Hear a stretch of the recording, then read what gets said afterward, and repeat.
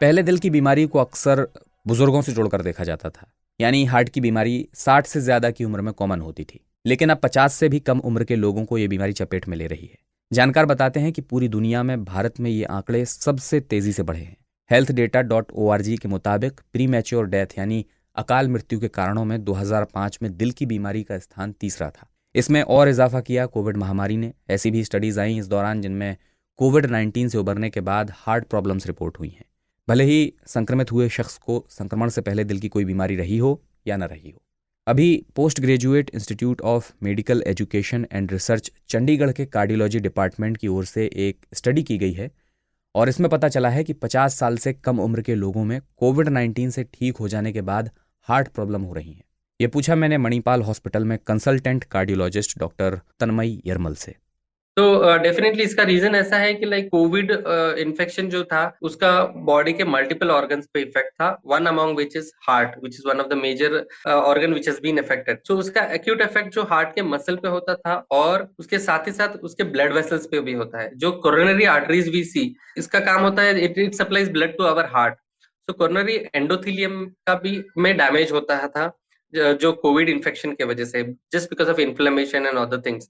इसके अलावा उसका इफेक्ट जो है, उसका इन्फ्लेमेटरी इफेक्ट जो है वो माइक्रोवेस्कुलेचर पे भी होता है। That is the small capillaries of the blood vessels which supply blood to the heart.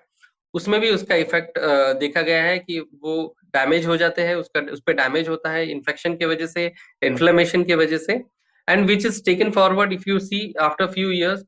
The patient usually have a progressive disease and then they present with an heart attack. Third thing जो है, जो inflammation है उसकी वजह से जो cholesterol deposit होता है हमारे कोरोनरी आर्टरीज में, उसका कहीं तो रप्चर होना या वो इन्फ्लेमेशन की वजह से वहां पे ब्रेक होना, that leads to a clot formation and then the patient presents with an acute heart attack. Major other important thing is आज के जो डे टू डे लाइफ में हमारा जो लाइफ स्टाइल रहा है, like what we eat, what do we work, how much physical activity we do, and family history or diabetes, hypertension and smoking is one of the common causes among youths that leads to dysfunction of the coronaries and they have an heart attack. Doctor यरमल, पिछले कुछ समय में एक के बाद एक कई ऐसी घटनाएं सामने आई हैं जब जिम में की गई एक्सरसाइज के दौरान लोगों को हार्ट अटैक पड़ गया है।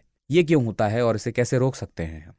There are two things जिसमें प्रोन है, जो patients they are prone to have an heart attack, उनमें फिजिकल एक्सर्शन की वजह से हार्ट अटैक आ सकता है। फॉर एग्जांपल, जो कोलेस्ट्रॉल डिपॉजिट है, जिसमें क्या होता है कि over many years the cholesterol gets deposit in the arteries, but इस कोलेस्ट्रॉल जो डिपॉजिट हुआ है, plaque we call it as, इसमें अगर रप्चर होता है तो फिजिकल एक्सर्शन की वजह से इसमें अगर रप्चर आता है या ब्रेक आता है तो वहां पे ब्लड क्लॉट हो जाता है and that leads to an heart attack. So this is the basic mechanism जिसकी वजह से होता है।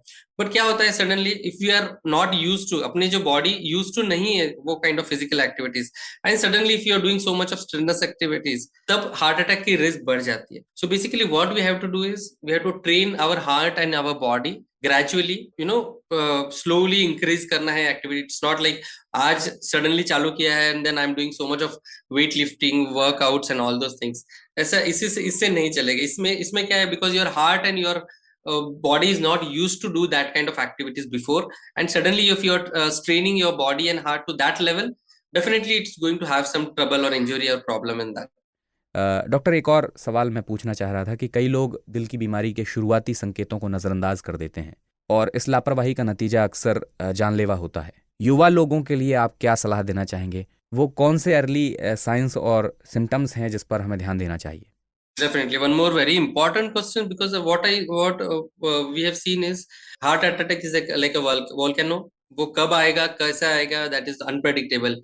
तो कुछ पेशेंट्स को सीवियर भारीपन होता है, किसी पेशेंट में सडन प्रोफ्यूज ज्यादा स्वेटिंग होना या सांस लेने में दिक्कत होना या सांस फूलना, ये काइंड ऑफ सिम्टम्स है।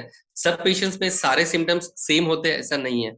किसी पेशेंट में एसिडिटी जैसा बर्निंग सेंसेशन होना, किसी पेशेंट में हेवीनेस होना, ये ऐसा वेरिएशन है जो कि हम लोग वी जस्ट मिस आउट, कि हम लोग मिस आउट करते हैं कि लाइक ये एसिडिटी की वजह से हो या वो, और then we waste our time. जो क्रुशियल टाइम होता है वो टाइम थोड़ा डिले हो जाता है प्रेजेंटेशन के लिए।